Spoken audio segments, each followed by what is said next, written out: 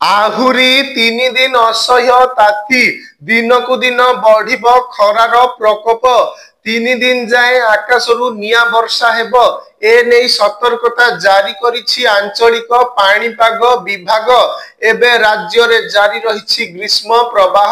କିଛି ଦିନର କାଳବୈଶାଖୀ ବର୍ଷା ଟିକେ ଆଶ୍ୱସ୍ତି ଦେଇଥିଲା, ହେଲେ ଦିନେ 2 ଦିନ ହେବ ରାଜ୍ୟରେ ଜାରି ରହିଛି ଭୀଷଣ ତାତି।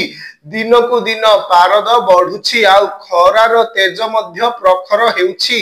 ଏହିପରି ଆହୁରି 3 ଦିନ ରାଜ୍ୟରେ ଗ୍ରୀଷ୍ମ ପ୍ରବାହ ଜାରି ରହିବ ବୋଲି ଆକଳନ କରିଛି ପାଣିପାଗ ବିଭାଗ।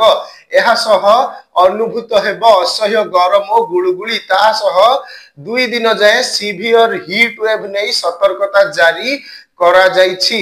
ଝାରସୁଗୁଡା ପାଇଁ ଅରେଞ୍ଜ ୱାର୍ଣ୍ଣିଂ ଜାରି ହୋଇଛି। ସତର୍କତା ଜାରି କରିଛି ଆଞ୍ଚଳିକ ପାଣିପାଗ ବିଭାଗ। 24 ଘଣ୍ଟାରେ 5 ଜିଲ୍ଲାରେ ପ୍ରବଳ ତାତି ନେଇ ସତର୍କତା ଜାରି ହୋଇଛି। ଆଉ ସେହି ସବୁ ଜିଲ୍ଲା ଗୁଡ଼ିକ ହେଲା ବୌଦ୍ଧ, ବଲାଙ୍ଗୀର, ସମ୍ବଲପୁର, ସୋନପୁର ଓ ସୁନ୍ଦରଗଡ଼।